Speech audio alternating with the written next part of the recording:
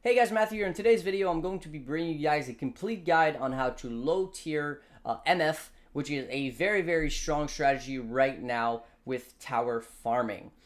So this is mostly due to the league mechanic giving us a ridiculous amount of magic find of item quantity and item rarity, but I'll get into all of that during the video. So put it simply, what is magic finding? Well, as I just said, it's the idea of increasing item quantity and item rarity in order to drop a lot of items. Now, the downside of this is that typically you need to invest a lot of gear slots into your character and also a lot on your tree in order to make this viable to the point where your character is going to be very weak. The downside of this is that you'll have to farm lower tier content. The upside is that it's typically a very fast build and it scales extremely well with investment with things like a headhunter later on. So here's a few things to note for those who don't know much about magic finding. Rarity does not affect currency drops. So you might think that by stacking a ton of rarity, you would increase your odds of getting Exiles instead of Chaos Orb drops, but that is not the case. Same thing goes for divination cards. They are unaffected by rarity because they are considered a currency drop. The only thing that is going to affect those, Exiles and div card drops is going to be quantity, which is why we are basically going to put a lot more focus on getting as much item quantity as possible. Now, in terms of what build can do this, it's pretty much been the exact same build for the longest time, and that is going to be a typically lightning arrow or tornado shot or some sort of ranger build because of the usage of Wind Ripper bow. I'm not going to bore you guys with that. There's a very good guide made by a good friend of mine, Somayd, who was idle for a while but decided to come back to Path of Exile content creation. And he made a really good guide on like how all the build works, the items, the skill tree, etc. So that's going to be linked in the description of the video as well. Oh yeah, one thing to mention is that as always, this entire guide is available on my Casual Exile series document. So that's also going to be linked down below in the description. All right, now let's talk about the recommended setup and what you're going to be doing. So what it's all about, as I've already mentioned, is tower farming, and tower is available in Valdo's Rest, right? This is what we care about here. Tower map, and is a natural tier 3, which is a good thing, because remember what I said at the start of the video, magic find characters are typically very weak. So let's talk about the setup and why Valdo's Rest and why Tower. So why Tower is very simple. It drops the Nurse card, which is 1/8 of a Doctor card, and because we don't have access to Burial Chambers, it is going to be our go-to. Now, the next upside of going for Tower is that there are some pretty good Atlas nodes that can pair very well with low-tier farming.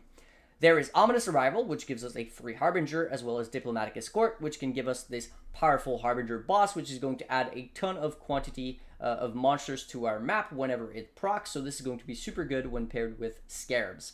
The next is going to be Twice Tempted and Tamper Proof, because this pairs extremely well with Magic Find. Reason for that is that strong boxes, whenever they are corrupted, have a pretty good chance, or any sort of corrupted item, have a pretty good chance of dropping with 6 sockets and also 6 links, which means that pairing Magic Find with this node here means that you're going to be dropping a lot of corrupted 6 links, which can be vendored for Divine Orbs, which, have a pretty decent value. Now, in terms of the last node that you want to use, there's nothing that's particularly good. Persecutory Delusions would be good if you're able to run Delirious maps, but typically you're not going to be able to run T11 40% plus Delirious maps, which is what you want to run for this for Persecutory Delusions to be worth it. So what we're going to go with is Spores on the Wind. This is just going to give us a free, essentially, Blight Scarab once in a while. It's not great value, and definitely not necessary, but Ominous, Diplomatic, Tamper-Proof, and Twice Tempted are going to be the way to go. Okay. Next, the map, as I already mentioned, is Tower. Now, I've already said the Tower is a tier 3 map, but the reality is that you actually don't want to be running Tower as a tier 3 map. You want to be running Tower as a tier 6 map. Now, the reason for that is a little bit tinfoil hat, but if you look at Mage Blood available on the website, you will find no Mage Blood available below item level 75. Matter of fact, even my Mage Blood is below 76. The only Mage Bloods available below 75 are going to be corrupted, which means they're probably coming from Tainted Mythic Orbs or Chance Orbs or Gwenons, stuff like that. The vast majority are 75 and above. So this has not been confirmed, but it does seem that it is impossible, or at least much less likely, that you are going to drop a Mage Blood in a white tier map. So by going with T6, you are basically guaranteed the ability to drop one. So this is kind of why we actually care about T6 and not T3. However, when you're starting off, maybe your character is too weak to even do T6, and this might sound crazy, but yes, these characters are very weak. If that's the case, then you can just do T3 until you can handle T6.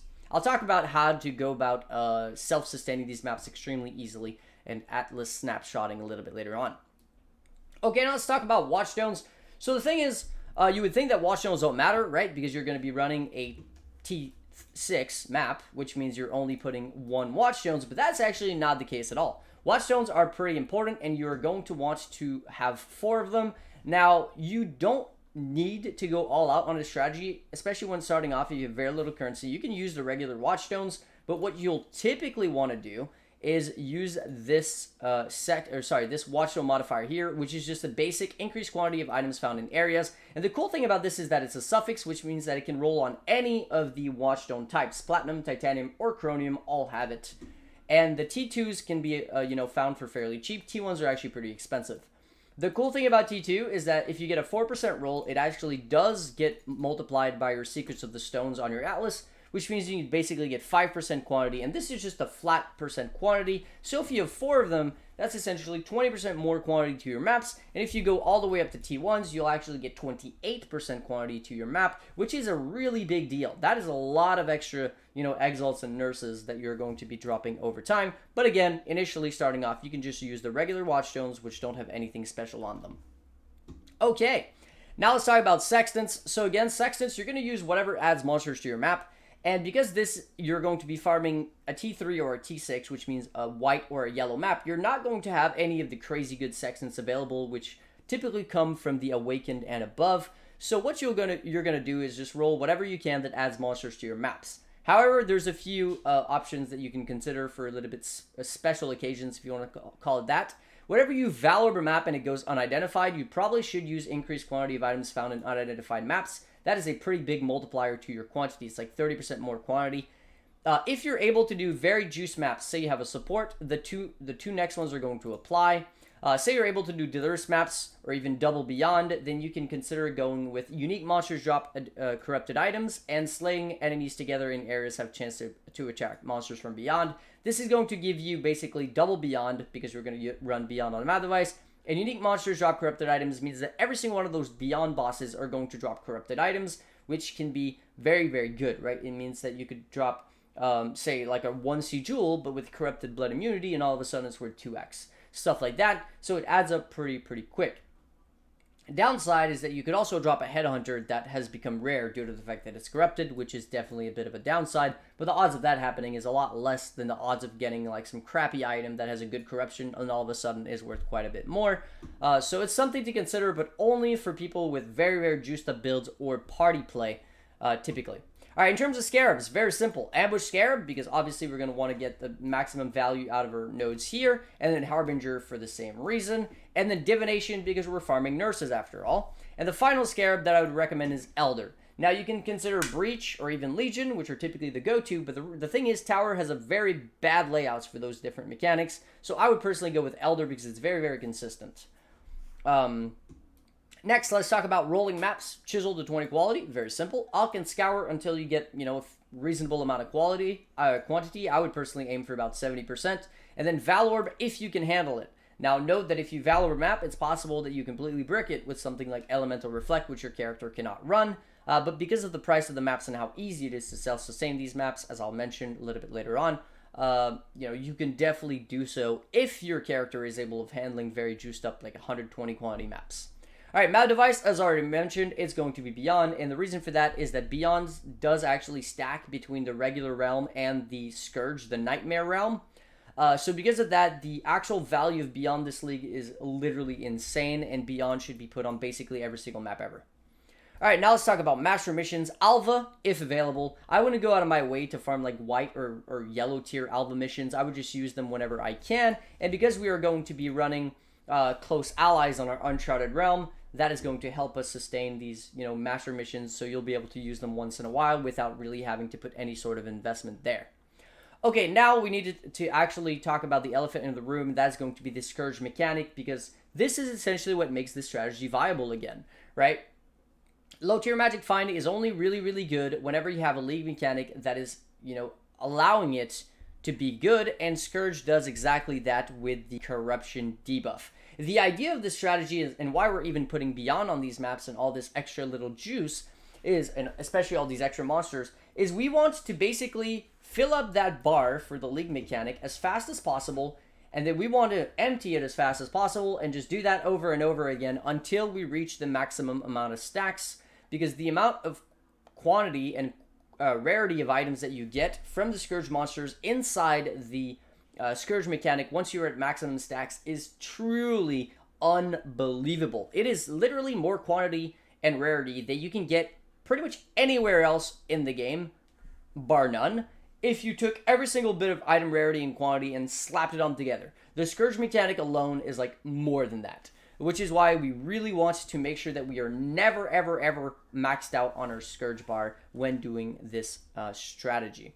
So that's pretty much what this is all about. The vast majority of your exalts and, nurse cards are actually going to drop at the very end of the map during the last floor. So tower has, I believe, 3 floors. So the first 2 floors are going to be pretty whatever. You're going to be, stacking up that corruption debuff. And once you get to the last floor and you have this thing completely stacked up, I think it stacks up to 300. That is so much quantity and rarity. Every single time you kill a single pack of monsters, it's going to literally blow up a pile of items, and of course that means more, more nurses, and also especially more exalts. So that's what this whole strategy revolves around, is this thing right here. All right, now you could go a little bit further and also invest into some prophecies to try to juice it up that much more. Any of the Tempests is going to be pretty good. It's going to give you 30% item quantity, and then Plague of Rats can also be pretty good. It's going to help you, reach that maximum stack faster because it's just going to give you more monsters to your map.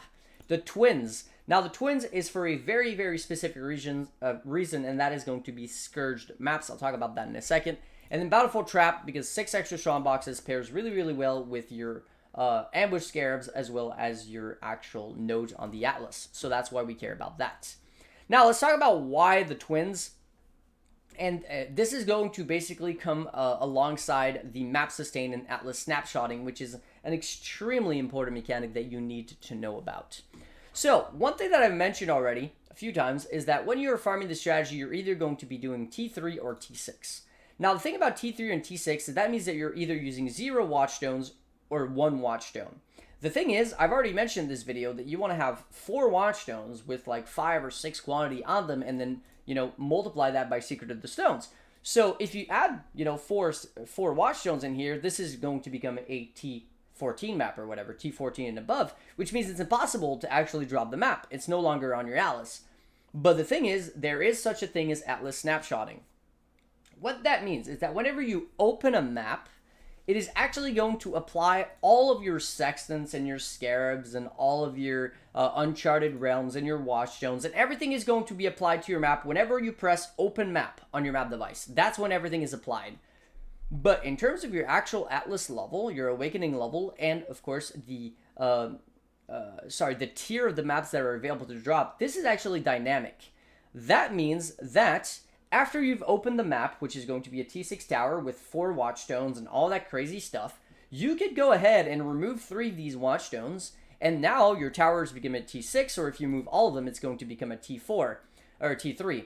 All of the stuff that was applied, your Sextants, your Watchstones, whatever, all of that is going to stay applied to the map, but once again, on your Atlas, your map is going to become either a T3 or a T6, which means that because you're running either a T3 or a T6, you're going to be able to drop maps that are either, along that range. You won't be able to drop any of the other maps because these are red maps. So this is how you're going to go about dropping, basically self-sustaining these maps. Of course, it's a bit tedious because you have to put your Watchstones in and out every single map. But I would say it's really worth it. Now, there's one trick that you can do to completely bypass this entire thing by just giga juicing one map once every few days and then forgetting about it completely. I'll talk about that in a second. But this is essentially how you would go about sustaining there. Now, it's going to be annoying when you're doing T3 because you have to, remove all Watchstones. But as your character gets progressively stronger, you want to make your way up to those T12, as I already mentioned, which is 3 Watchstones. And at that point, you would only have to remove 1 single Watchstone, which would be very little effort in order to allow you to, self-sustain your T12s. T6, you have to remove 2 Watchstones, or 3 Watchstones, and then T3, you have to remove all 4. All right, now here's a proof of that. For those who are like, really? Is that actually how that works? Right now, I am in a toll, which is a T3 map, and I have just dropped a museum from the boss, which is a T3 map. Meanwhile, if we look at the actual mods on the map, it is basically a book, right? There's a lot of modifiers on this map. As you get 8 additional packs of lightning monsters, 8 additional packs of fire monsters, 8 additional corrupted Val monsters, 5 additional packs of mirrored rare monsters. Now, not only is there 4 Sextants applied to this map, but as you can see, these are Awakened Sextants, which means, despite the fact that I'm running a T3 map, I can actually have Awakened Sextants, or even if I wanted to, I could go Elevated Sextants applied to my map as long as, you know, the Watchstones are set in when I go and click Open Map on my map device, and then I can remove them, and all of a sudden, I'm going to be able to drop these maps that are much lower tier that, if I kept these Watchstones in, would never be able to drop. So that is the non-lazy way of going about it and the cheap way of going about it. Now let's talk about the, I guess you could say, endgame way of going about it, and that is going to be taking advantage of the Scourge mechanic. So one thing that you'll want to be doing, of course, since you're going to be running the Scourge mechanic every single map, is obviously scourging maps. You want to be baking those maps because what you're going to be looking for is a map that has this. Rare Scourge monsters drop X additional maps. Now this starts off at like 1 or whatever, but it does scale. So what you'll do, typically you're going to be wanting to scourge these maps 1 or 2 or 3 tiers, and then unless there's something really good, you're pretty much just going to get rid of it or run it, right, and then scourge another map until you get it, 2 or 3 tiers. And then whenever you get a good roll, such as basic currency items or additional maps or something like that, simulacrum splinters, that's when you're going to go out of your way and keep increasing the scourge level of that map to basically increase the value of the additional whatever it is more and more. Now, what you can end up with is a map, which what I did here is I took rare monsters, drop additional maps between a tier 5 and a tier 7, which is around the tiers that you would want to run in order to sustain a T6 tower, right?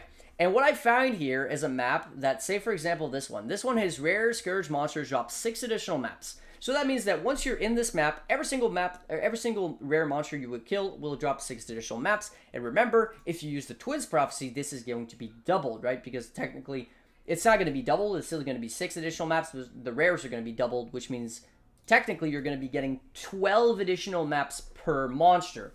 What this allows you to do is once every week, pretty much, you can run a single one of those maps. You're going to want to giga juice it with, Awakened Sextants, with, of course, like a Gilded Cartography Scarab, like the absolute juice. Put all of that on your Watchstones, open the map as a tier 6 map, and then you're going to want to remove the 3 Watchstones required to put your tower map back to a T6. Now, of course, it would be 4 if you were doing a T3, and if you were doing a T3, you'd probably want to map between T2 and T4. You wouldn't want a T6 map, but let's just say you're doing T6.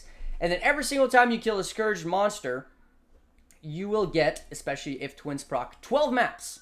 Now, they're not all going to be tower, but what you can do in order to increase the odds of getting a tower is obviously using your favorite mechanic. You can triple favorite tower.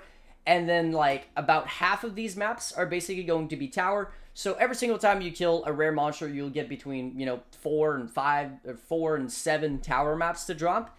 And that means that over the course of your map, you're going to walk out of that one map, which is going to cost you 25C if you're lucky, or even, free if you bake your own. You're going to walk out with anywhere between 100 to 250 tower maps. And that's it, right? You're basically done for however long until you run out of the maps. Then you run one more of these maps that are giga juiced, and then you can just forget about it. What this allows you to do is to run with 4 Watchstones without having to go through the trouble of, snapshotting by removing your Watchstones. So it's a little bit less tedious, and this is only possible due to the Scourge mods. Rare monsters drop 6 additional maps. So that is pretty much it for my complete guide on how to magic find. Now, as always, before I go, I do want to say a massive thank you to my supporters: Kat, Stan, Tim, Scott, Thomas, Reese, Mercury, The Great Master, Nate, Max, Alex, Johnny, Wolverine, Hamad, Welcome Back, Georgie, Brandon, Axel, and Riscorel, as well as Nailed, Alex, Kevin, and another Alex.